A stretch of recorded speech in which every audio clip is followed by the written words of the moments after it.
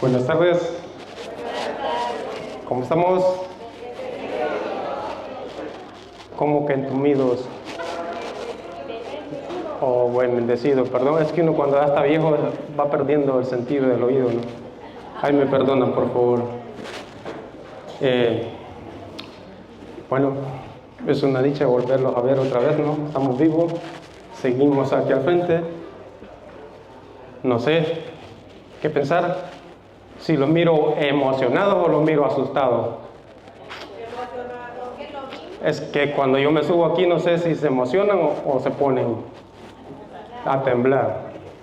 Bueno, ya saben, como yo predico, ¿hay alguna persona nueva que nos visite por primera vez?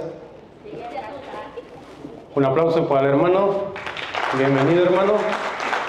Esperemos que no sea la primera vez ni la última. Bueno, como quiera, estamos grabando para las personas que no me conocen. Mi nombre es Jorge Villatoro. Voy a compartir con ustedes lo que es. ¿Cuál tema es que vamos a compartir hoy? Bueno, pues ahí me lo recuerdan porque ya les digo, yo soy algo cabezón, se me olvidan las cosas. ¿Qué es el purgatorio? ¿Alguien sabe qué es el purgatorio? Bueno, somos católicos, ¿no?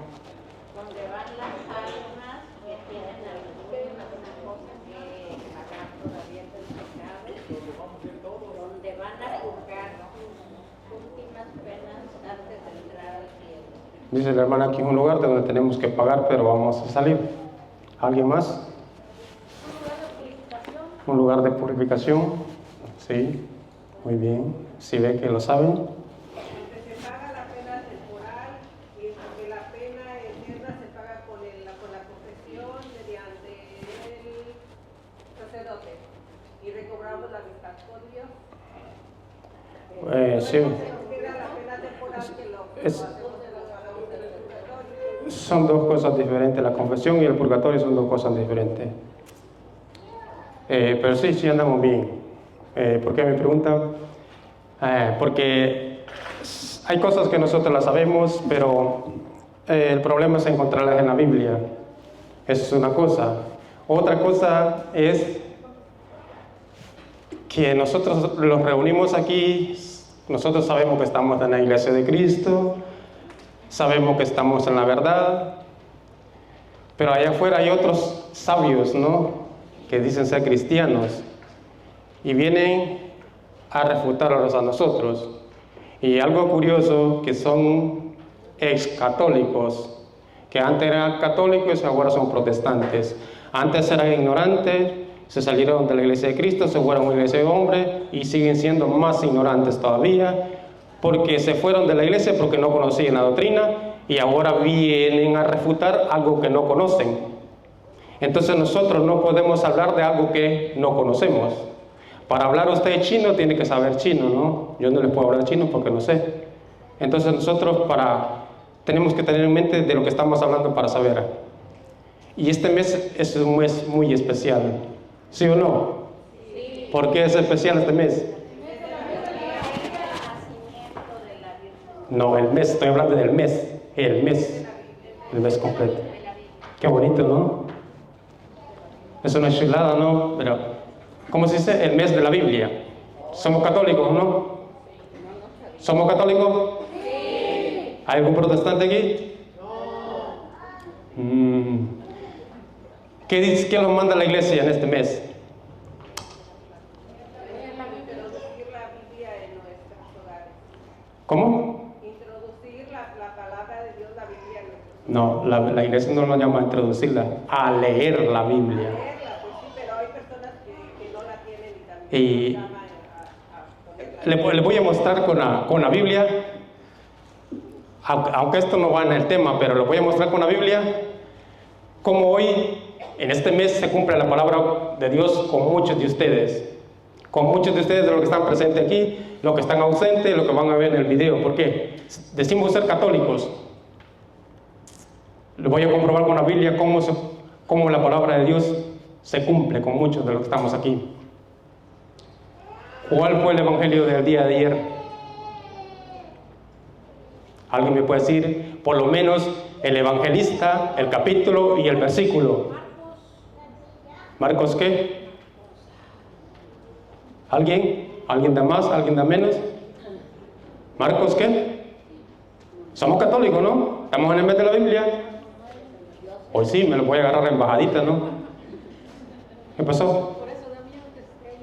Por eso es que les digo, no sé si los miro contentos o los miro temblando. Estamos en el mes de la Biblia. ¿Cuál es el evangelio de ayer? Ayer, apenas un día. ¿Qué? Marcos 7, 31 al 37. Lo pueden buscar en la Biblia, se lo voy a leer. Ustedes busquen en la Biblia, Marcos 7, 31, aunque no va con el tema, para que estamos aprovechando la oportunidad que estoy al frente de ustedes, porque casi no paso aquí al frente, porque por lo mismo, para no asustarlo, porque muchos se enojan cuando yo predico al frente. Marcos 7, del versículo 31 al 37. Les voy a demostrar con la Biblia cómo se cumple la palabra de Dios con muchos de los que están aquí y de los que están ausentes, de los que no vienen y de los que los van a ver en los videos. Marcos 7, 31 al 37.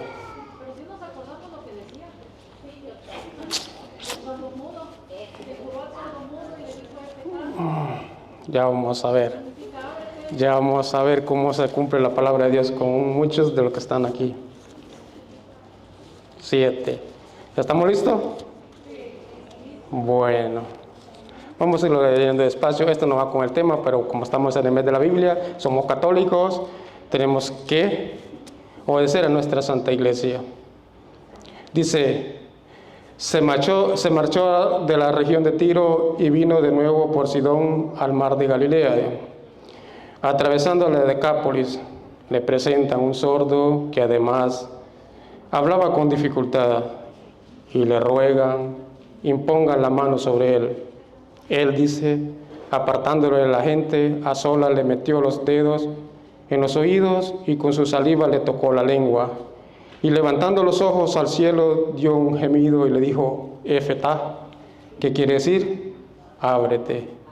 Se abrieron sus oídos y al instante, dice, se soltó la atadura de su lengua y hablaba correctamente.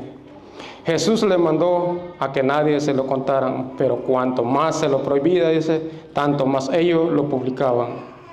Y se maravillaban sobremanera y decían, todo ha hecho bien, hace oír a los sordos y hablar a los mudos. Ese fue el evangelio de ayer, ¿no?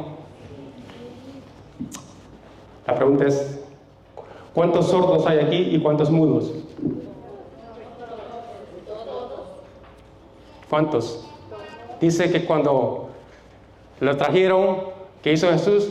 Le puso las manos, se le abrieron los y la lengua se le...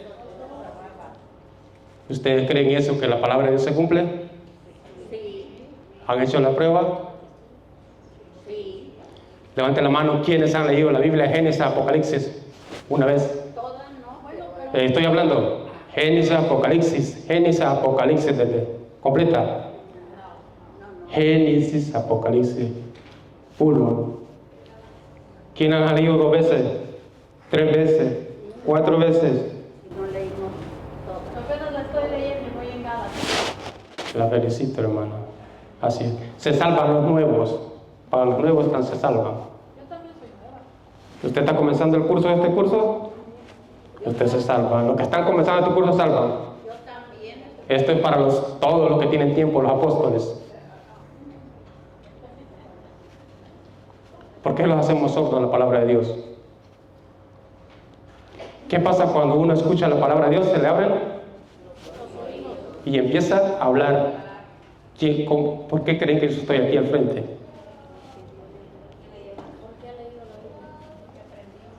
Porque creo en la palabra de Dios y se cumple, ¿no? Los abren los oídos y los abren la lengua. Si ven como yo hablo mucho a veces, pero solo aquí afuera no soy bien callado, ¿no? ¿Sí me han visto que yo soy bien serio afuera? Pues solo todo está arriba. Ya ven, la hermana también me criticó, hasta el infierno me había mandado la hermana, pero gracias a Dios que existe el purgatorio, ¿no? Y de eso estamos hablando hoy. Purgatorio. La palabra purgatorio, si usted lee la Biblia, no la va a encontrar. Así como nosotros hacemos purgatorio. Pero sabemos que nosotros hablamos español, ¿no? nuestro idioma es muy bonito, tiene muchas derivaciones de una palabra.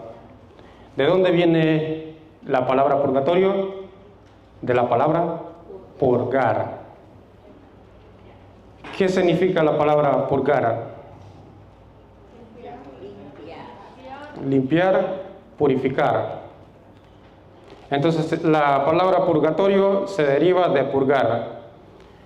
Ya nosotros teniendo entendimiento de dónde viene, entonces podemos entender por qué la Santa Madre Iglesia es sabia y en elegir las palabras. Pero lo que debemos de entender nosotros como católicos es la doctrina, la enseñanza del purgatorio, no la palabra. Porque allá afuera usted le van a decir, si no encuentra la palabra, yo no creo. Un ejemplo, tenemos la doctrina de la Trinidad, ¿sí? ¿Sí o no? Estamos de acuerdo, ¿verdad? La Trinidad, Padre, Hijo y Espíritu Santo. Trinidad. Si usted busca en la Biblia, jamás va a encontrar la palabra Trinidad. Pero sí encuentra la doctrina, lo que enseña, lo que quiere decir la Trinidad. Y eso es lo que a nosotros nos importa, no la palabra. ¿Por qué? Porque si usted ve en la Biblia, dice Biblia. No dice palabra de Dios. Solo Biblia es un libro. Y nosotros, a pesar que solo dice Biblia, nosotros creemos que es palabra de Dios. Entonces nuestra doctrina no se basa en unas palabras, sino en la enseñanza.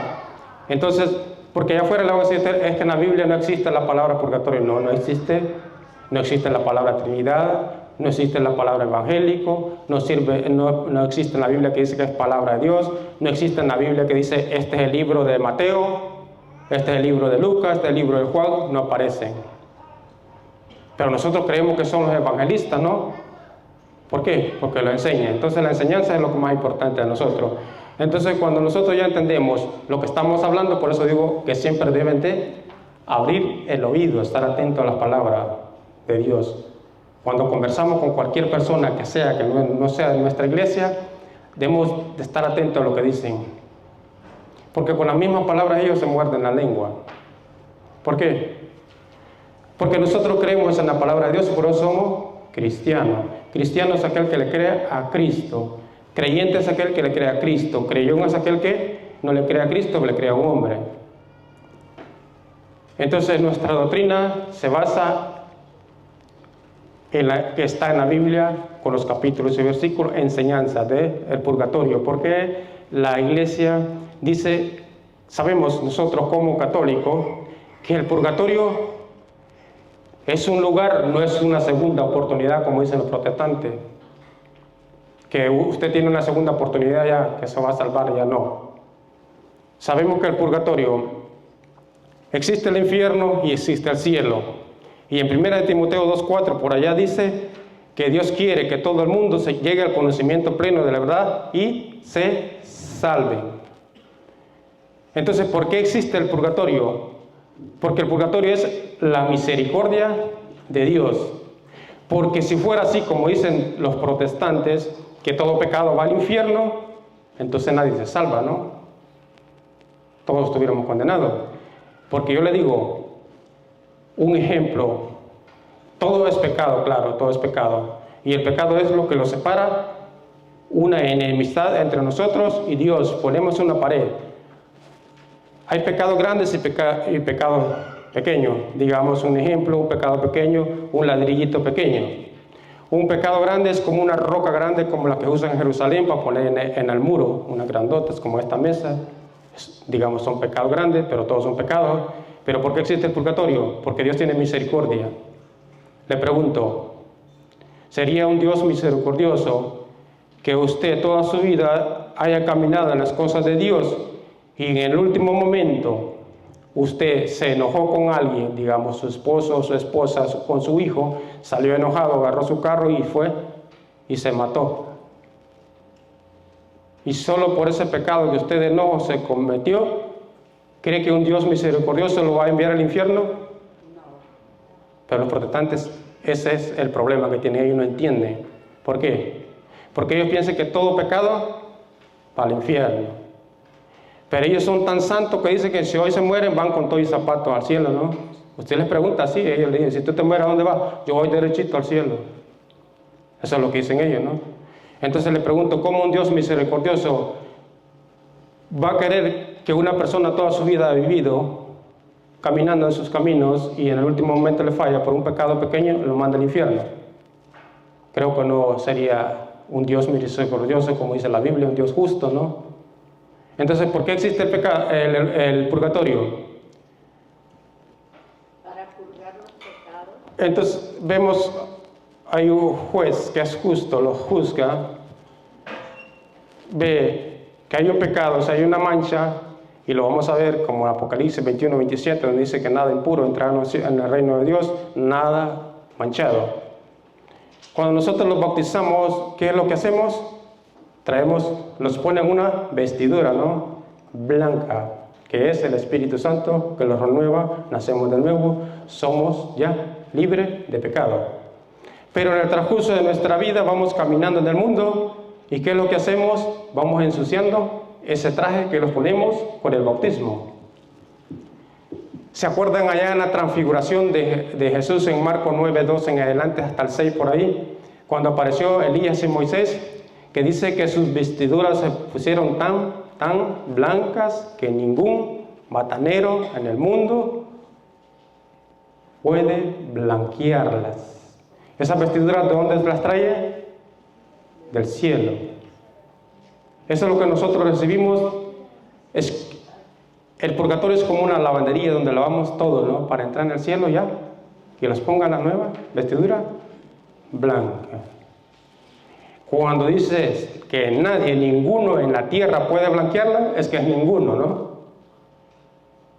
Entonces, en el catecismo de la iglesia, en el numeral 10, 30, 32, la iglesia nos dice que todos obligadamente tenemos que pasar en el purgatorio.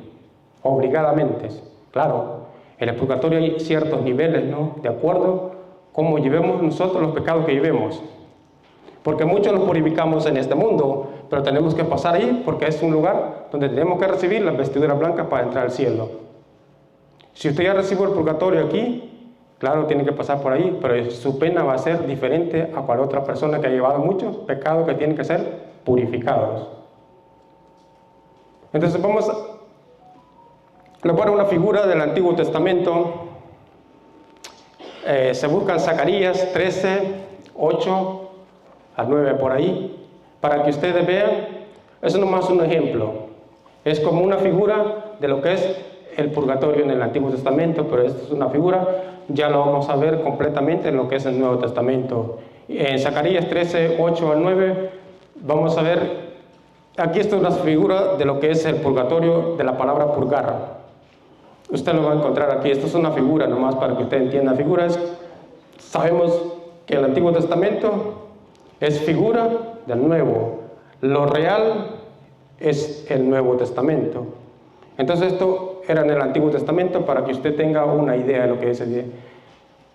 Y era el pastor, dice, para que se dispersen las ovejas, que yo me encargaré de matar a los corderitos, y en todo el país amenaza Yahvé, 2/3 serán exterminados y solo se salvará 1/3.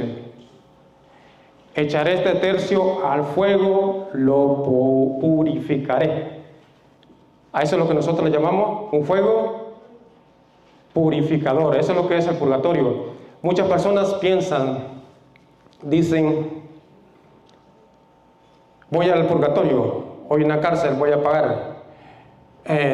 Se imaginan que el purgatorio es un lugar como el que estamos aquí reunidos nosotros, con aire acondicionado, que usted va a estar 2 horitas aquí y más rato va a salir, ¿no? Está bien tranquilo y todo. No. Esto es un fuego que es purificador. ¿Para qué? Para las almas. Se imaginan que si el fuego que nosotros conocemos para nuestro servicio, para las cosas materiales, ¿cuánto dolor las causa cuando nosotros se queman? Bueno, las mujeres saben la que cocinan, ¿no? Cuántas veces se han quemado con el comal, con lo que sea, con el fuego. ¿Cómo se siente, no?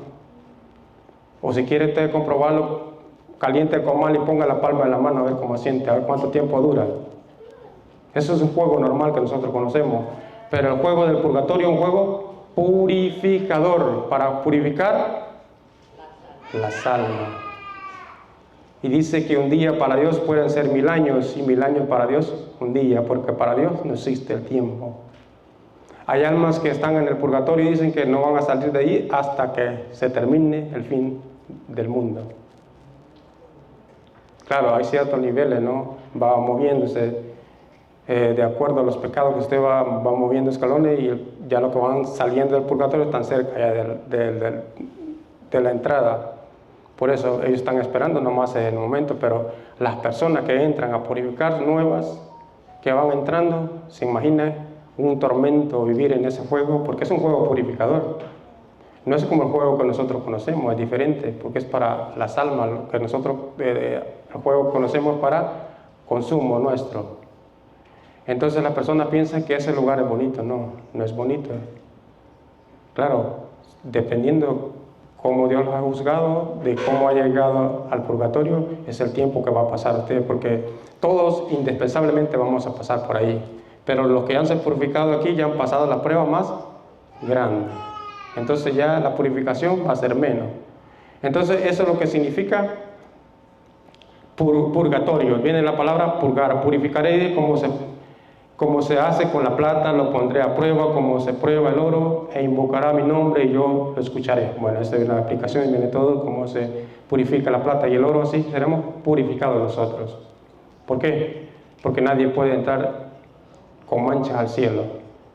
Entonces, claro, ya fuimos juzgados, pero tenemos que ir a ese lugar, pero tenemos que pagar. Ya el juez dirá que es Dios, cuánto tiempo vamos a estar nosotros ahí. Porque hay almas que salen rápidos, otras se tardan siglos, y dependiendo el pecado que lleve, cómo sea juzgado. Vamos a pasar a la otra cita bíblica para ir avanzando un poco más. No me voy a entretener en el Nuevo Testamento, en el Antiguo Testamento. Voy a pasar más a lo que es el Nuevo Testamento para explicarle aquí. Lo voy a explicar un poco nomás la figura en Malaquías 3:2 al 3, para adelantarme un poco más, no entretenerme mucho en el Antiguo Testamento, porque las citas más importantes son las del Nuevo Testamento. En Malaquías 3:2, 3 viene referencia a lo mismo que estábamos hablando en el anterior, que dice: ¿quién podrá mantenerse en pie cuando aparezca él? Pues él es como el fuego de una fundición, como la lejía que se usa para blanquear, dice. Purificará a los hijos de Leví. A eso es lo que le llamamos purificación, blanquear nuestras almas. ¿Por qué? Porque nuestras almas en este mundo, nosotros con los pecados lo que hacemos es mancharla. Y lo que es el pecado es una ruptura con Dios. Y esa ruptura es algo espiritual. Entonces, esa ruptura, usted con la confesión lo que hace es la vuelve a soldar, ¿no? Hay una ruptura. Se va a confesar, una soldadura con Dios, esa ruptura que hubo, pero esa ruptura espiritual. Pero para que esa ruptura no se le vea la soldadura que nosotros hacemos con la confesión, tiene que ser purificada. ¿Y quién es el único espíritu que puede purificar a otro espíritu? Dios. Entonces, ¿qué hace Dios? ¿Se acuerda cuando Eva vinieron al paraíso? Estaban sin mancha, sin pecado. ¿Qué nosotros hacemos cuando pasamos por el purgatorio? Volvemos a ser nuevamente purificados, nuevos, sin pecado. Entonces esa parte, esa hendidura, esa cortadura que tenemos con Dios, Dios la limpia. Ya queda una persona, una alma nueva, como si volviera a nacer. Entonces es lo que le llama purificación, fundir, blanquear. Lo vamos a pasar al otro Isaías. La siguiente cita bíblica. Esto, como quiera, al final van a aparecer todas las citas para que usted las tenga. No sé si le pueden tomar una foto al final, no sé, para que ustedes la guarden y la puedan repasar. Isaías 6, 1 al 7. No necesita mucha explicación, pero es nomás que como es una figura para irme adelantando un poco al Nuevo Testamento. Dice, aquí está hablando de Isaías, que tuvo una visión. Dice, en el año en que murió el rey Osías, vi al Señor sentado en un trono elevado y alto, Y el ruedo de su manto llenaba el templo. Por encima de él había serafines, cada uno de ellos tenía 6 alas, con 2 se cubrían el rostro, con 2 los pies y con las otras volaban. Y gritaban respondiéndose el uno al otro: Santo, Santo, Santo es Yahvé de los ejércitos, su gloria llena la tierra toda. Los pozos de piedra en la entrada temblaban a la voz del que gritaba, y la casa se llenaba de humo. Yo exclamé: ¡ay de mí!, dijo Isaías, estoy perdido, porque soy un hombre de labios impuros. ¿Quién es Isaías? El profeta. ¿Qué estaba diciendo? ¿Por qué Isaías estaba diciendo que era impuro? Porque estaba viendo a Dios. Entonces, ¿qué es lo que hacemos nosotros cuando morimos? Vamos a presencia de Dios, frente al juez, que es Dios. Y Isaías estaba viendo a Dios, dijo: soy impuro. Se imagina un profeta que habla, que Dios le pone sus palabras en su boca, y él se sentía impuro. Pregúntele a un protestante si él se muere hoy, mañana dice que va directamente al cielo. Son puros. Pero Isaías dice que él es impuro. Pero vamos a continuar de nuevo en lo que dice más. Y vivo entre pueblo de labios impuros, dice, y mis ojos han visto al rey Yahvé de los ejércitos. Entonces él estaba viendo a Dios. Entonces voló hacia mí uno de los serafines, tenía un carbón encendido que había tomado del altar con unas tenazas. Tocó él mi boca y dijo: mira, esto ha tocado tus labios, tu falta ha sido perdonada y tu pecado borrado. ¿Qué es lo que hace entonces el purgatorio? Cuando una pequeña falta que nosotros hemos cometido, lo borra, lo purifica. Por eso se llama purificación, purgatorio, purificar. Entonces vemos que dice que el serafín tomó esa brasa del altar, tocó los labios de Isaías, lo purificó con fuego. ¿Se acuerdan también allá cuando ¿cómo se llama el otro profeta? Elías fue arrebatado al cielo, allá en, creo que Segunda de Reyes 2:8 en adelante habla. ¿Te acuerdas cuando Elías fue arrebatado al cielo? ¿En qué fue arrebatado Elías? En una carroza con caballo de fuego. Entonces vemos que eso representa una purificación. ¿Por qué Dios no se lo llevó así nomás como Cristo en una nube? Tenía que llevárselo con fuego. ¿Por qué? Es un signo de purificación, porque iba al cielo y él fue arrebatado en cuerpo y alma. Entonces usted, porque tengo una figura, entonces continuamos con la que sigue, hermano.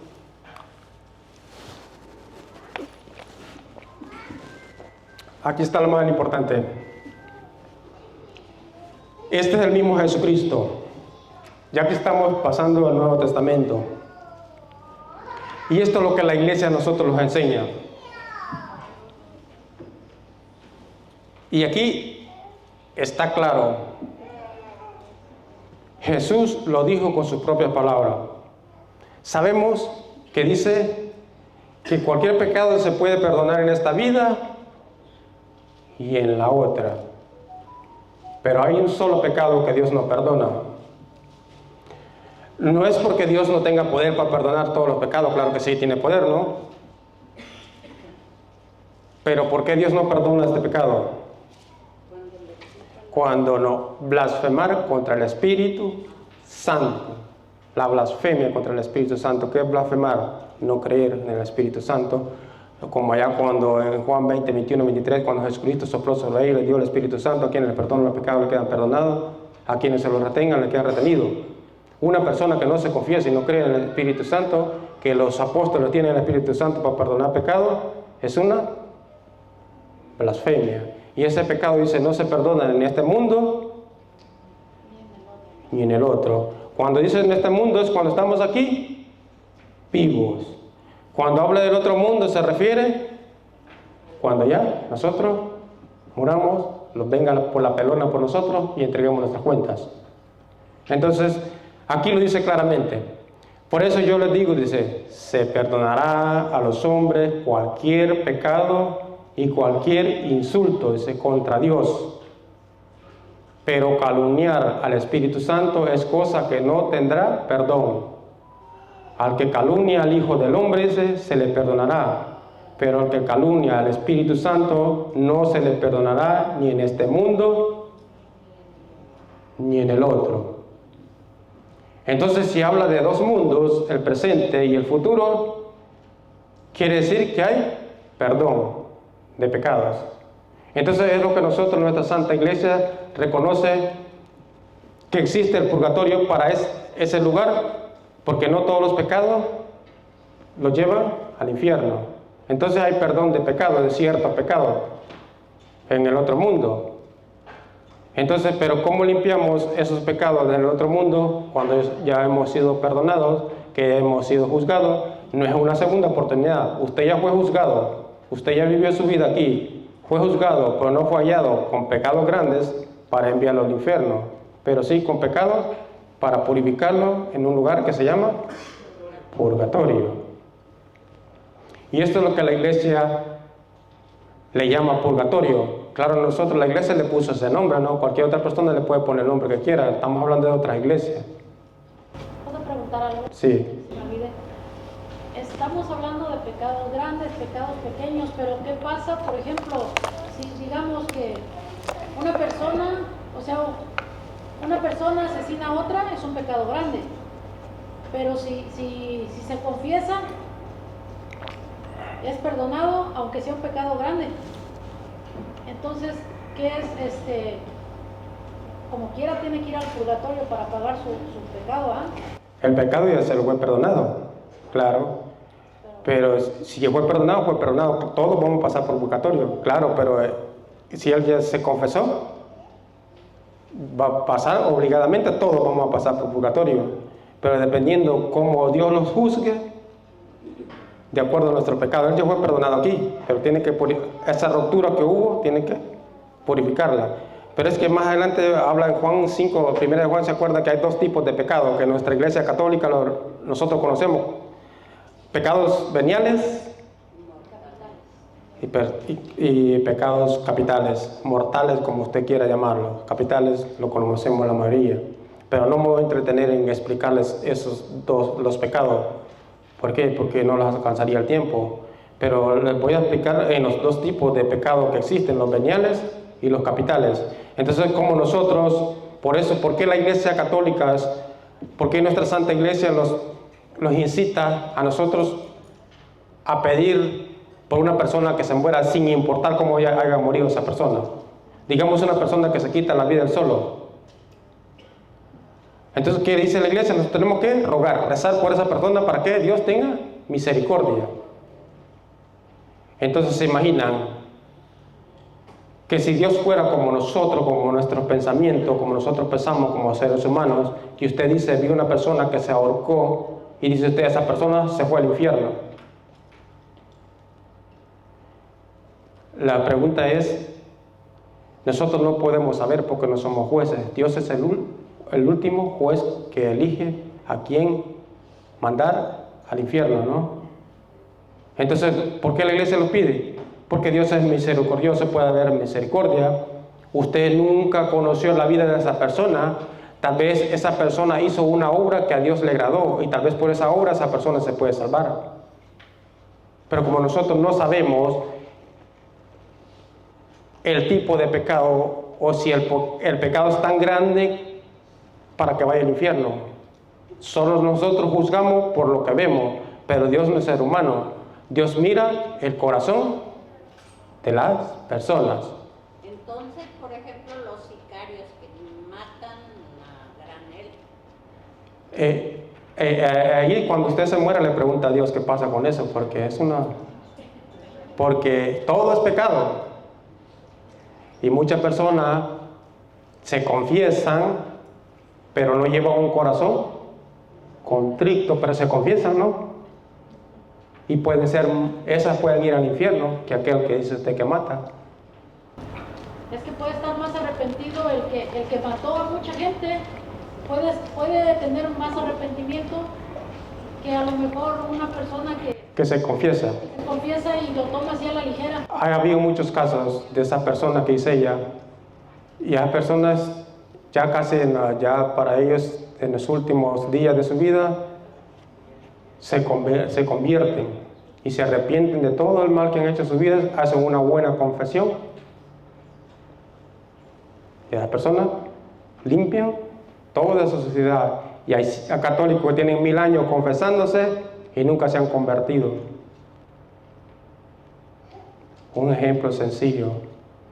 ¿Cuántas personas, bueno, agarrar el ejemplo de los matrimonios, en las parejas, los celos entre parejas?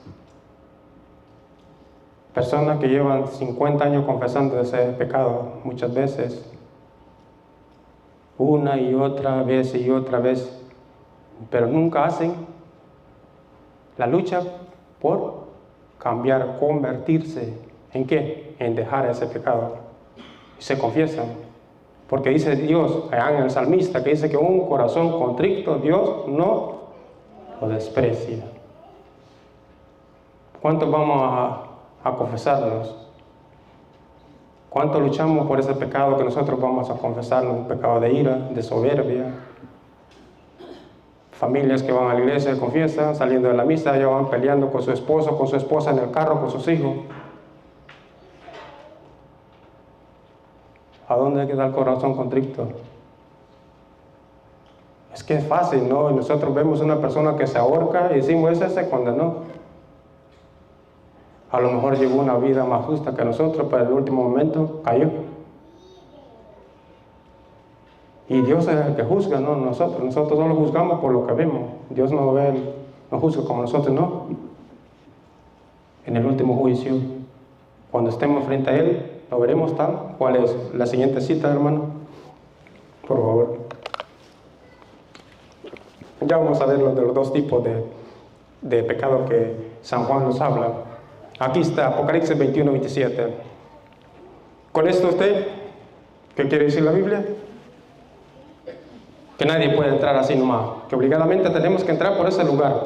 ¿Se acuerdan del hijo pródigo cuando dice que el padre lo vio venir y venía todo sucio? ¿Y qué lo dijo? Quítenle esa ropa, la sandalia y pónganle otra nueva. Así le van a decir a usted cuando llegue el juez. Viene todo sucio, quítenle esa ropa, mándenlo al purgatorio a que lo limpien y le pongan otra nueva. Dice, nada manchado entrará en ella ni los que cometen maldad y mentira, sino solamente los escritos en el libro de la vida del Cordero. ¿Queremos anotar en el libro de la vida? ¿Quiénes se apuntan? Que levanten la mano, ¿quiénes se apuntan para el libro de la vida? Pues no quieren vivir, ¿no? Pues déjenla arriba los que quieren morir. Pues queremos anotarlo en el libro de la vida, ¿no? Pues, pero ¿cuál vida? ¿Vida eterna? ¿O esta vida, esta miserable vida? Esta no es vida. Pero lo dicen con esa ánimo, con ganas que lo dicen, ¿no? Se nota, a distancia se mira, se le escucha la gran emoción que tienen de... ¿Y qué estamos haciendo por esa vida eterna? Ah, sí, qué lindo, ¿no? Estar con aire acondicionado, estar en la sombra. Santiago dice, demuéstrame tu fe sin obras, yo te demuestro mi fe con obras. Si no tienes obras, tu fe es... Pero estamos muy bien sentaditos, ¿no? Tenemos fe, ¿no? ¿Qué estamos haciendo por Dios? Dice Santiago, demuéstrame tus obras. Cuando dice demuéstrame, te tiene que demostrar las obras. ¿Qué está haciendo por la iglesia? No estoy diciendo que usted le doy limosna a eso, no, las obras que hace por la iglesia. Evangelizar, llevar la palabra, con lo que hacemos los sábados y domingos, tocar puertas, ir a evangelizar. Esas son obras. Jesucristo dijo, que el que lo hicieron con Él, lo hicieron conmigo. ¿Cuándo lo hicimos? Cuando lo hicieron con uno de nuestros hermanos. ¿Estamos en la verdad? ¿Sí o no? Sí. ¿Y la estamos llevando allá con los otros hermanos que dicen que son cristianos y están en la mentira? No. ¿Estamos en el mes de la Biblia? ¿Estamos leyendo la Biblia? Sí. ¿Ya la leyeron toda? No. ¿Cuándo lo vamos a leer? ¿Y quiénes se aseguran que mañana van a vivir? Pero somos católicos, ¿no? Sí. De hueso colorado decimos nosotros, ¿no? la siguiente cita, hermano, porque si no, el tiempo se lo va rápido y creo que no lo va a alcanzar el tiempo. Pero hay una cosa saben que en las cosas de Dios en nuestra iglesia, esta cita es del examen. Es facilita, 1 Corintios 3:13, con el que usted se aprenda el inicio, o que usted dé una referencia de lo que está hablando, pues usted ya sabe que le va a contar en el examen, ¿no? No es necesario que aprenda todo ese montón, pero como usted tenga una idea de lo que está hablando, entonces usted le cuenta, es válida la respuesta. Dice, un día se verá el trabajo de cada uno. Ahí está. El trabajo, lo que dice la hermana. La hermana está hablando de obras de misericordia, yo estoy hablando de obras de caridad, obras espirituales y obras materiales. Espirituales son las que usted no ve, materiales las que usted hace, como lo que nosotros hacemos, evangelizar, llevando la palabra de Dios afuera. Dice, un día se verá el trabajo de cada uno cuando estemos frente a Dios. Claro, nosotros no los pagan por andarlos asoleando allá afuera, ni andar tocando puertas. Lo hacemos por amor a Dios, porque creemos en la palabra de Dios y creemos que un día ese trabajo lo va a contar cuando estemos enfrente del Creador. Será público en el día del juicio público, porque muchos aquí dicen yo tengo fe, pero un día los vamos a reunir como estamos aquí en el juicio, y aquellos allá se va a ver la obra de cada uno, lo que andábamos haciendo, para quién trabajamos y por qué trabajamos y para qué trabajamos, porque muchos trabajamos 10 horas, 12 horas, lo que sea, 2 trabajos, lo que sea, 3 trabajos, lo que sea. ¿Por qué? Porque tenemos esperanza que el fin de semana o el 15 que los paguen, vamos a tener un pago, ¿no? Pero ese pago a veces ni lo miran, todos los biles, en las preocupaciones del mundo, en las casas, en los carros, en lo que usted sea, se le va. Pero ese trabajo que nosotros hacemos, llevar la palabra de Dios, eso es para vida eterna. Dice, un día se verá el trabajo de cada uno, será público en el día del juicio, cuando todo sea probado por el fuego. El fuego, dice, probará la obra de cada uno. Si lo que has construido resiste el fuego, serás premiado. Pero si la obra se convierte en ceniza, el obrero tendrá que pagar. Aquí viene la parte importante, dice, se salvará, pero no sin pasar. De eso es lo que está hablando los niveles del purgatorio.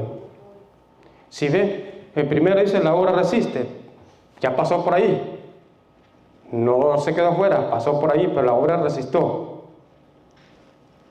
aguantó. Pero aquel dice que la obra no resistió, no, el pecado era muy grande, tenía que pasar más tiempo, por el fuego se convirtió en ceniza, pero quedó a salvo. Entonces, eso es lo que la iglesia enseña como purgatorio, un lugar donde purificarlo y pagar, pero de ahí vamos a salir. Entonces, esta es la única cita que viene para el examen, es 1 Corintios 3:13 a 15, para que usted la tenga en mente, para que ya usted la vaya preparando, como quiera. Ya creo que faltan, ya casi está terminando el curso, no falta un examen, 2 exámenes más, creo que falta el 6 y el 7, no estoy muy en sintonía con eso. Continuemos con la otra cita bíblica para llegar a explicarle. Esta es la cita, 1 Juan 5, 16 al 17. Aquí donde nosotros vamos a encontrar los 2 tipos de pecado que la iglesia nos enseña. Lo que son los pecados mortales y lo que son los pecados veniales. Ya lo sabemos que todo pecado, toda maldad es pecado. Claro. Pero nosotros sabemos que no todos los pecados llevan al infierno. Pero si usted le pregunta a los protestantes, ese es el problema de ellos. Todo pecado al infierno. Por eso ellos dicen que no existe el purgatorio para ellos, porque solo existe el cielo y el infierno. Si fuera de esa manera así, creo que ninguno entraría en el cielo. Estaríamos todos condenados. ¿Por qué? Porque toda maldad es pecado. Si se imaginan, te dice que todo tener un mal pensamiento uno es pecado. ¿Y usted cómo va a saber qué es lo que está pensando una persona? Sencillamente, ¿se acuerda cuando dijo Pedro que difícil era entrar en el reino de Dios? Entonces nadie se puede salvar. Era más fácil que estaba hablando de los ricos. Cuando un rico se acercó a un joven y le preguntó qué quería hacer para ser salvo. Ya se acuerdan de la historia ustedes, ¿no? Que le dijo al final que se fue muy triste porque tenía mucha riqueza y que no quería vender. Y le dijo Pedro que es difícil entonces entrar al reino de Dios. ¿Por qué? Porque si nosotros pecamos con el pensamiento, pecamos con la vista, ¿qué quiere decir? Estamos rodeados de pecados. Pero saben que esta generación es una generación de santos, ¿no? Porque parece que estuviéramos en el paraíso, ¿no? ¿Sí saben ustedes? ¿Se acuerdan cuando Eva y Adán no habían pecado? Andaban desnudos, ¿no? Y ahora cómo andan las personas, hombres y mujeres. Parece que estuviéramos en el paraíso, ¿no? Los hombres, ¿no? Al ver a las mujeres así, ¿no? Estamos rodeados de puros santos y santas. Entonces vamos a descubrir los dos tipos de pecados que San Juan nos habla, de lo que la iglesia nos enseña, y por eso en nuestra iglesia los dice los capitales, que son 7, y los pecados veniales. Los pecados veniales son pecados, sí, en sí, pero son un pecado que hay una separación de Dios, pero no tan grande como los capitales, porque los capitales, si usted no los confiesa, muere en pecado mortal. Los pecados veniales, por eso se acuerdan la confesión general que hace uno en la misa, antes de iniciar la misa, que se acuerda que usted se golpea el pecho y dice, por mi culpa, me dan culpa. Entonces, esos son los pecados veniales que a las personas se les borra automáticamente cuando usted hace ese acto de confesión general antes de comenzar la misa. Son pecados veniales que son pequeños, pero ya los capitales sí tienen que confesarlo. Dice la cita siguiente, hermano, de San Juan 5, la que tenemos ahí. Si alguno ve a su hermano, dice, en el pecado, dice, aquí está, un pecado que nos ha traído la muerte. Cuando hablo de muerte, se está hablando de la segunda muerte, que es el infierno, donde seríamos condenados. De un pecado, dice, que no ha traído la muerte. Aquí en la iglesia nosotros dice, ore por él y Dios le dará vida. Entonces, como nosotros no sabemos, no somos Dios para saber si la persona es pecado mortal o si va al infierno, entonces lo que nosotros debemos orar, sea indispensablemente de cómo haya muerto la persona, nosotros debemos orar por esa persona. Dice, ore por él y Dios le dará vida. Hablo de esos pecadores, dice, cuyo pecado no es para la muerte, de esos pecados que dice que usted no lo lleva al infierno, pero como nosotros no sabemos cuál es el pecado, Dios se lo va a mandar al infierno, entonces nosotros tenemos que orar indispensablemente por cualquier pecado, como haya muerto la persona. Porque también hay un pecado que lleva a la muerte, dice, y no pido oraciones en este caso. Entonces sí hay un pecado, pero aquí solo se refiere a un pecado, pero no le especifica qué pecado es, que lo lleva a la muerte. Pero se acuerda ya en Mateo 12, 31 en adelante, que estaba hablando, pero aquí San Juan no lo especifica claramente, pero muchos de los que saben se refieren que dice que está hablando de ese pecado de la blasfemia contra el Espíritu Santo, porque esto lo está hablando de un pecado, no habla de muchos, sino de un pecado, dice, porque también hay un pecado, dice, un pecado que lleva a la muerte, que quiere decir a la muerte, al infierno, y no pido oraciones en este caso. Entonces nosotros, como no sabemos, tenemos que pedir por esa persona. Si esa persona está en el purgatorio, sabemos que nuestras oraciones son escuchadas a través del Santo Rosario, ¿no? O las oraciones o peticiones que nosotros hagamos, cualquier oración que hagamos por un muerto, claro, Dios lo va a escuchar. Dice, aquí es lo que nosotros debemos de entender. Dice, toda maldad es pecado, dice. Pero aquí lo especifica, hay un pero aquí. Pero no es necesariamente pecado que lleva a la muerte. Y eso es la diferencia entre nosotros los protestantes. ¿Por qué? Porque nosotros sabemos, dice que toda maldad es pecado, lo aclara bien. Pero no todos los pecados los llevan al infierno. ¿Qué quiere decir esto? Que a pesar que son pecados, ya somos juzgados, pero tenemos que pagar por esos pecados que no nos llevan al infierno. Entonces ese es el lugar que nosotros llamamos purgatorio. ¿Para qué? Para purificar nuestras almas.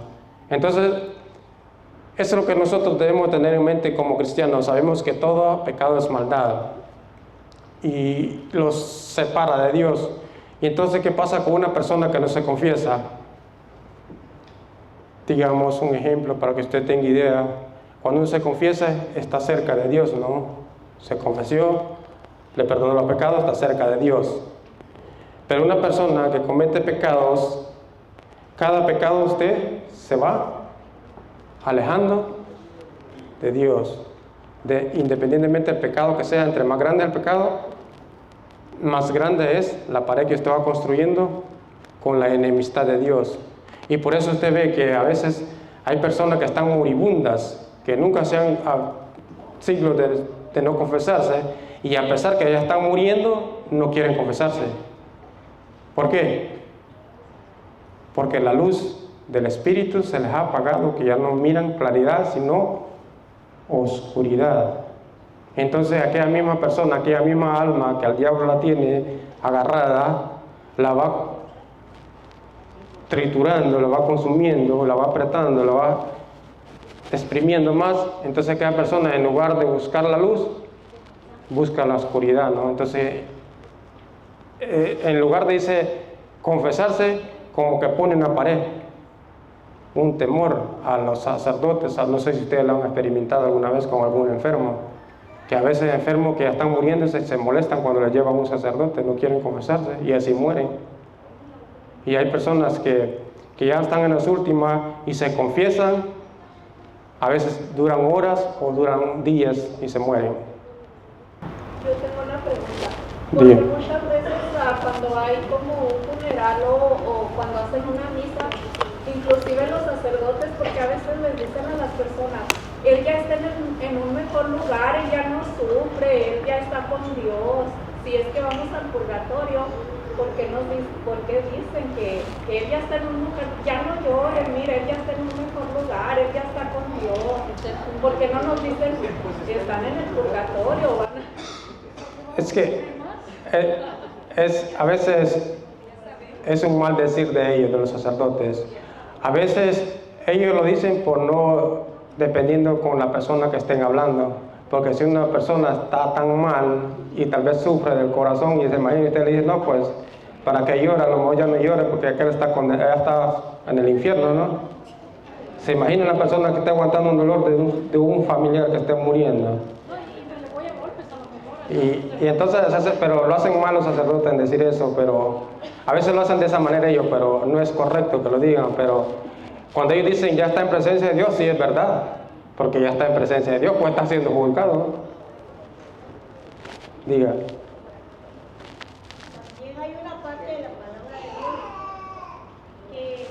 que nos anima a darle palabras de consuelo a la persona que está sufriendo. Y es bueno que hacen los sacerdotes. Y también nosotros lo hacemos, ¿verdad? Porque si es la palabra de Dios, lo que tenemos que hacer es una obra de misericordia, consolar a los que están tristes. Sí, entonces hay salmos para los enfermos, salmos para los que están sufriendo. Entonces, pero depende con qué persona esté hablando usted, porque si está hablando de una persona que nunca se acerca a la iglesia y está llorando y llora, son lágrimas de cocodrilo, decimos en mi país, ¿no?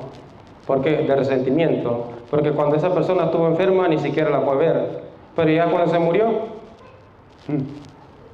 ¿todas esas lágrimas qué? Entonces, se imagina que usted, a una persona que nunca se acerca a la iglesia, ¿cómo le va a hablar de la palabra de Dios? O le puede hablar mundanamente o psicológicamente del mundo, ¿no? Para que, como dice, un aliento nomás. Pero se imagina, si una persona está sufriendo tanto y usted le dice que tal vez se le murió un hijo, y le dice, no, pues se le murió su hijo, ya está allá en el infierno, se le ahorcó su hijo, ya está ya pagando ya porque se quitó la vida, se fue al infierno. Se imagina si esa persona padece el corazón, se puede morir de un ataque al corazón. ¿Qué pasa con aquellas personas que se dicen ser ateos? Sí, Rey. ¿Qué pasa con aquellas personas que se dicen ser ateos, que no creen en la palabra de Dios, que no se confiesan, que nunca se arriman a la iglesia?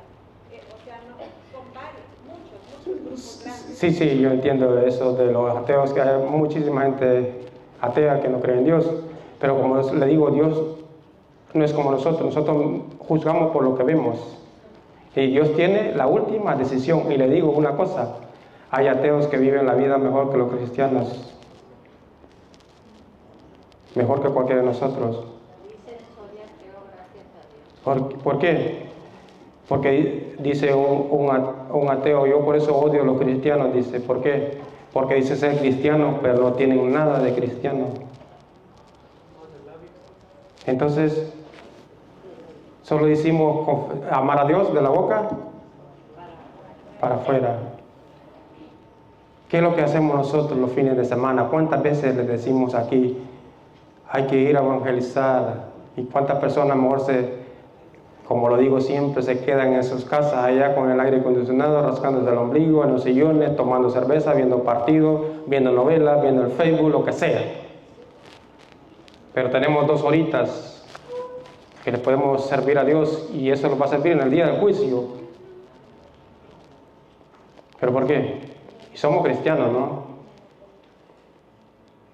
Pero es fácil decir, yo soy cristiano, yo amo a Dios, pero cuando llega la prueba es que se mira ahí, ¿no?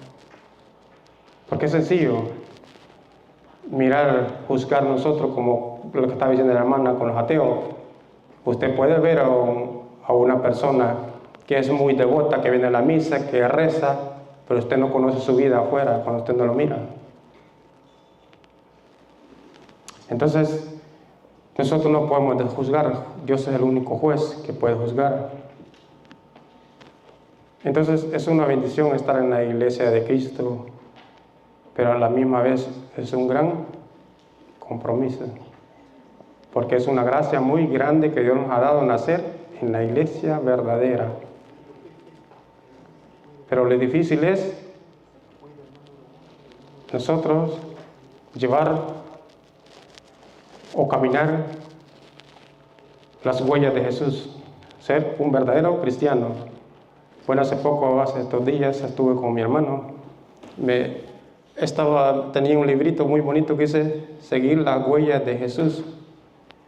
No me lo dio porque todavía no lo había terminado de leer, estaba por la mitad, solo lo ojeé una media ojeada, y encontré una frase ahí, decía,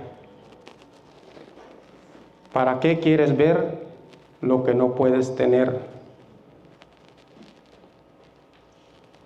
Esto cortita la frasecita ahí. Entonces, son cosas muy bonitas y me siento muy privilegiado, y gracias a Dios, porque se imaginan, me invitaron a una misa en el seminario en Washington de una ordenación de 2 sacerdotes, 3 diáconos.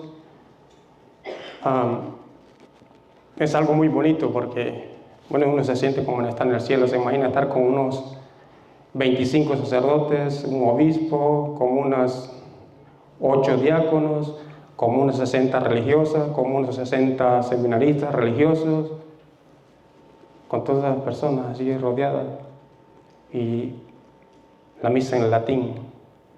Es algo muy bonito, pero es una gracia, un regalo de Dios, ¿me entiendes? Pero es muy bonito vivir las cosas de Dios, y lo que más me ha impactado es que viven muchos jovencitos. Ellos tienen un seminario que llaman seminario menor, de religiosos y religiosas. Se imaginan niños, había muchísimos niños de 12 a 13 años en el seminario. Jovencitas, muchísimas de 15 a 20 años, jóvenes. Y por gracia de Dios me encontré 4 personas de aquí. Me encontré un amigo por ahí que venía a esta iglesia, pero ya no viene, va a la San Bernardo, la que voy yo. De ahí había 4 seminaristas ahí en ese seminario. Ellos pertenecen al Verbo Encarnado. No sé si ustedes han ido a San Bernardo, ¿no? Alguna persona de esa iglesia, ahí me estoy congregando. Y entonces me invitaron de ahí. Soy amigo de ellos, de allá del seminario. Mi hermano está ahí. Y viví eso. Es una experiencia que le digo es muy bonita, pero estamos hablando de nuestra santa iglesia, que estamos en la verdadera iglesia de Cristo, que cuántas gracias tenemos en nuestra iglesia nosotros. Cuántas gracias nos da Dios, como estar aquí como reunido como hermanos, una oportunidad más que nos da, porque aprendiendo. Yo sé que muchos venimos cansados porque trabajamos, aquí todos trabajamos, aquí a mí no me pagan por estar al frente aquí, yo trabajo también. Entonces, pero a pesar de eso, nosotros, ustedes lo ven así de esta manera, pero un día de cuando estemos frente al Creador, cuando nosotros muramos, todo este tiempo que ustedes han invertido aquí no es así por gusto. Tendremos, claro, esto lo va a contar a nosotros, pero hay que trabajar más por nuestras almas, porque la salvación está al frente cada día que nosotros estamos en este mundo. Hay que trabajar para ella. El que uno esté predicando aquí o que tenga 100 años en la iglesia no quiere decir que te está salvo, ¿no? La salvación se puede perder de un abrir y cerrar de ojos. Entonces, por eso con nosotros no debemos juzgar, como decía la hermana, los ateos ni ninguna persona, sea como sea, que muera una persona, juzgarla y decirle no. Pues nosotros debemos de pedir por la persona indespensablemente. Hablando de esto, bueno, mi hermano me contaba una experiencia ahí en el seminario. Se imagina en el seminario ahí, al frente había un montón de tiendas y siempre los sacerdotes y los seminaristas andan afuera rezando el rosario, caminando, ¿no? Ahí en el seminario. Y dice mi hermano que un día escucharon a mediodía disparos y un sacerdote salió corriendo a ver al otro lado de las tiendas a ver qué había pasado ahí. Y encontró a un moreno que lo habían balaceado en la calle, lo había tirado, pero todavía no había muerto, y él alcanzó a llegar cuando todavía estaba vivo, y dice que le preguntó si no lo habían bautizado, y dijo que no, y lo bautizó y le dio la confesión, y después se murió. Qué bonito, ¿no? Es lo que estamos hablando de los sicarios, pero estamos hablando de los ateos. Pero ¿a quién se le puede presentar una oportunidad de esas así? ¿Quién le asegura a usted? Por eso nosotros debemos trabajar día a día para nuestra salvación. Continuamos con la otra, porque ya creo que ya me están corriendo aquí, la hermana ya viene. La otra sí, hermano. Porque veo que como que mi voz las pone a dormir a ustedes, no sé. Tengo que despertarlos más, no sé. ¿Impacta qué? ¿El purgatorio o el infierno o el cielo? Me impacta el purgatorio. Me impacta lo que está diciendo. Ok, aquí viene lo bonito. Gracias, hermano. Dice, aquí está la cita, porque usted la tenga anotado ahí.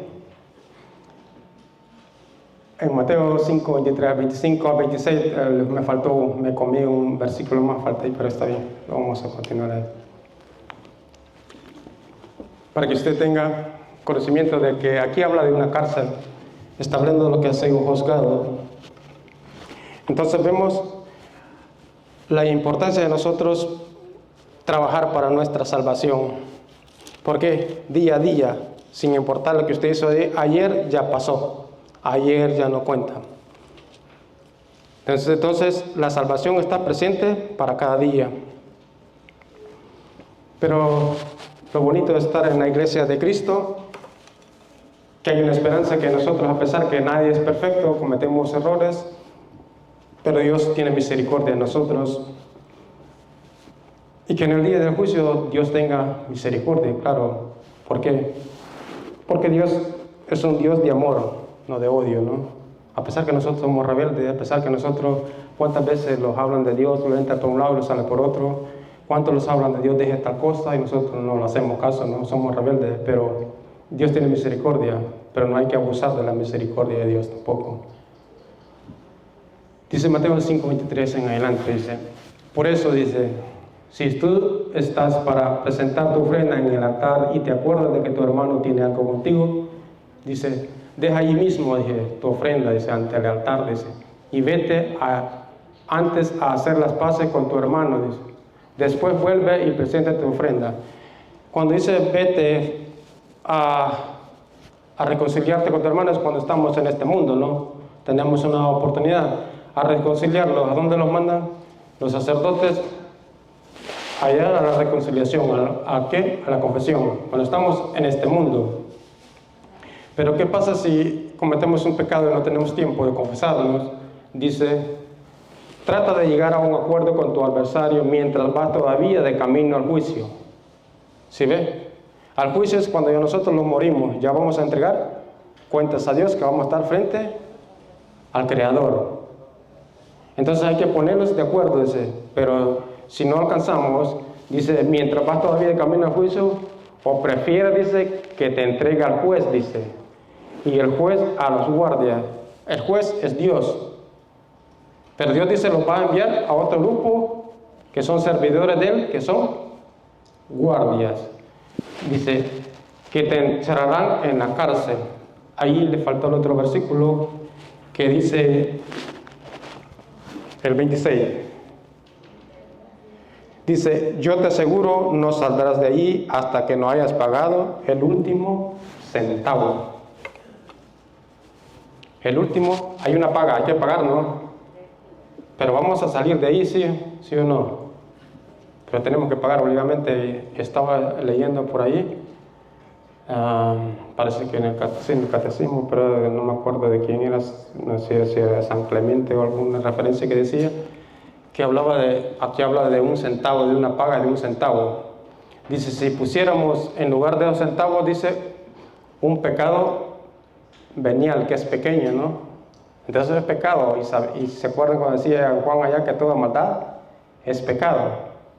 Pero dice, pagarás hasta el último centavo, pagarás hasta el último pecado, pero vas a salir.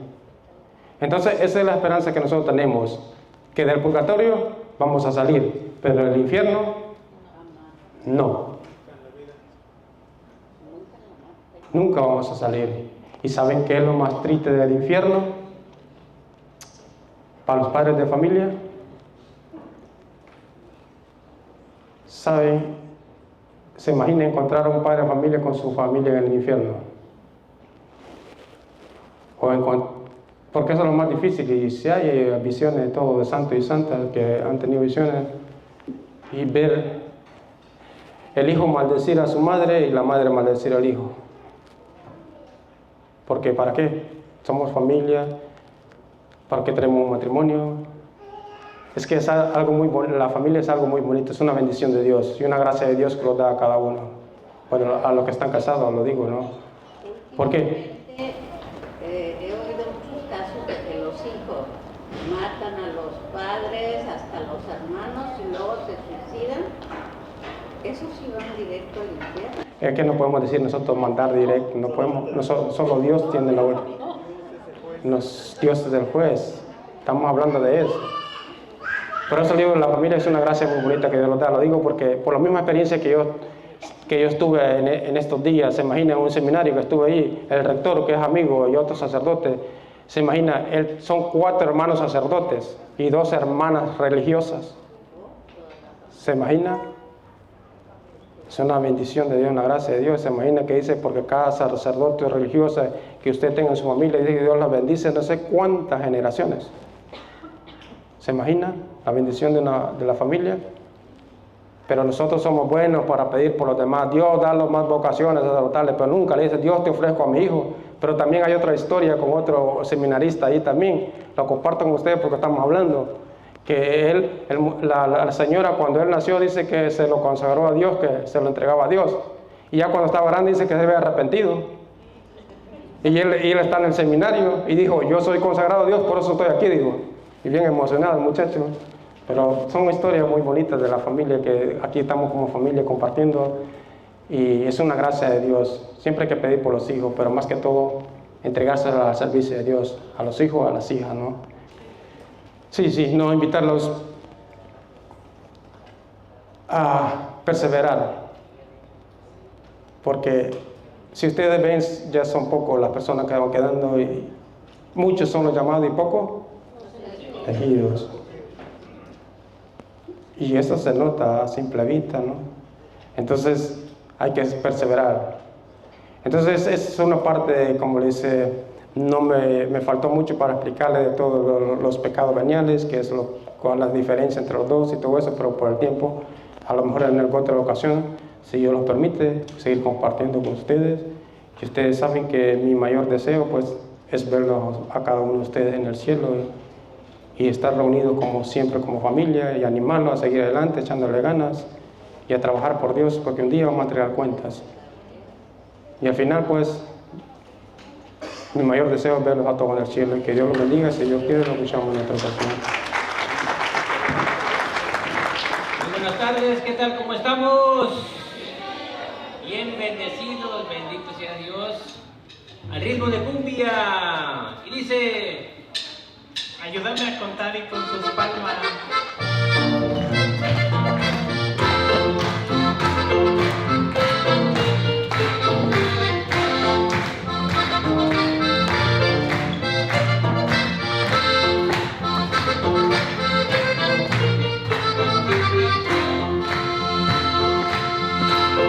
Hermanos todos reunidos, vamos a reflexionar. El problema protestante está destruyendo la paz. Hermanos todos reunidos, vamos a reflexionar. El problema protestante está destruyendo la paz. Estos protestantes andan en distinta agrupación, conquistando nuestra gente, sembrando la confusión.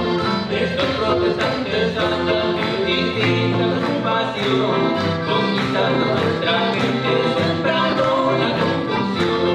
Nosotros somos católicos, tenemos que ver qué hacer, que el Señor nos ayude a defender nuestra fe. Nosotros somos católicos, tenemos que ver qué hacer, que el Señor nos ayude a defender nuestra fe. ¿Cuántos católicos tenemos esta noche aquí? ¡Alcen su mano! ¡Aleluya!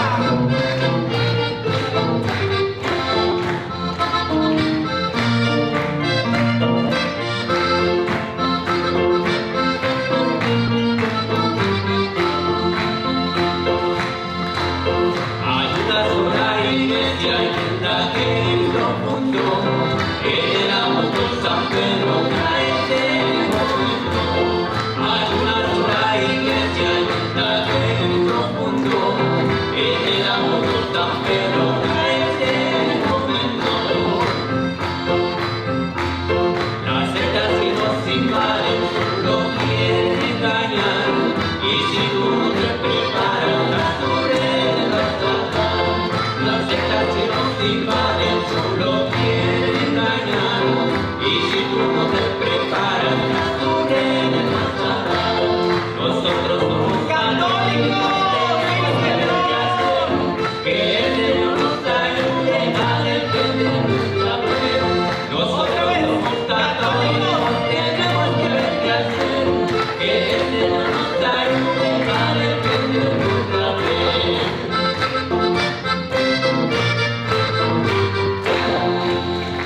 Amén, gloria al Señor. Así es, hermanito, pues que el Señor nos dé la sabiduría y la manera apropiada de cómo hablar de nuestro Señor Jesucristo cuando llevamos la buena nueva a aquel que lo necesita, ¿verdad? Y pues que el Señor nos siga fortaleciendo a cada uno de nosotros para estar siempre dispuestos a dar respuesta de nuestra fe, ¿verdad? Donde lo dice ahí en la cita bíblica que usted ya se sabe, en la primera de Pedro 3:15, de los que tenemos la playera de apóstoles de la palabra, ahí viene, ¿verdad? Esa cita bíblica. Y también está acá en el logotipo, acá en donde está la mesa, acá también en el altar, ahí está la primera de Pedro 3:15, ¿verdad? Pero en el versículo 16, si usted le lee allí, dice: pero háganlo con amor. O sea, hay que hacerlo con amor, no hay que ir a enfrentar a otra persona, sino que hay que buscar la manera o pedirle al Señor que nos dé la manera, o el Espíritu Santo más bien, que nos dé esa sabiduría, la inteligencia, la manera apropiada de cómo hablarle a una persona de Dios, ¿verdad? Utilizando la palabra de Dios, ¿verdad? Y todo con amor, tener caridad y respeto hacia la otra persona, especialmente aquella que no es católica, que profesa otra doctrina distinta a la de nosotros. Bueno, otra bonita cumbia, otra bonita alabanza, más bien, al ritmo de cumbia, el diezmo. A ver, busquen ahí los que tienen el librito de cantos en la página número 14. Ahí viene otra alabanza muy bonita que se llama el diezmo. Y también trae una cita bíblica para que ustedes también se la memoricen, 2 citas bíblicas.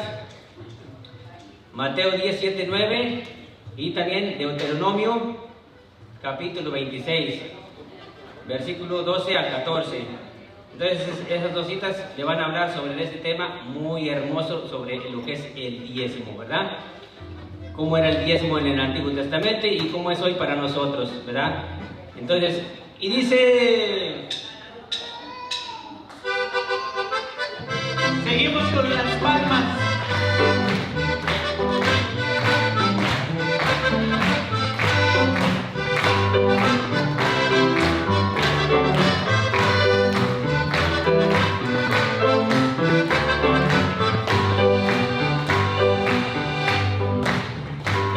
Muchos se hacen religiosos sin practicar la piedad, solo clavan de la Biblia para poder engañar, cobrando a todos los miembros de su misma agrupación las primicias, las ofrendas y el diezmo como obligación. Mateo 17:8, Cristo lo recomendó, deben todo gratuitamente, así fue como ordenó. Lo dijo, cobren el diezmo para obtener su sostén, y pueden entrar a casa y coman lo que les den. Claro que sí, ellos son los defensores de la fe. Pegar la oreja. Sí, Señor.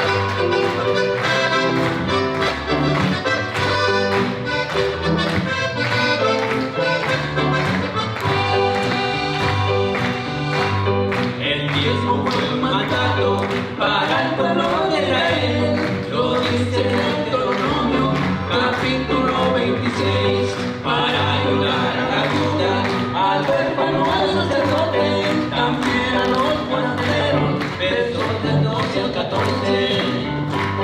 Mateo 17:8, Cristo lo recomendó, den todo gratuitamente, así fue como ordenó. No dijo cobren el diezmo para obtener su sostén, y cobren en esa casa y coman lo que les den. Dijo, quédense en la casa y coman lo que les den.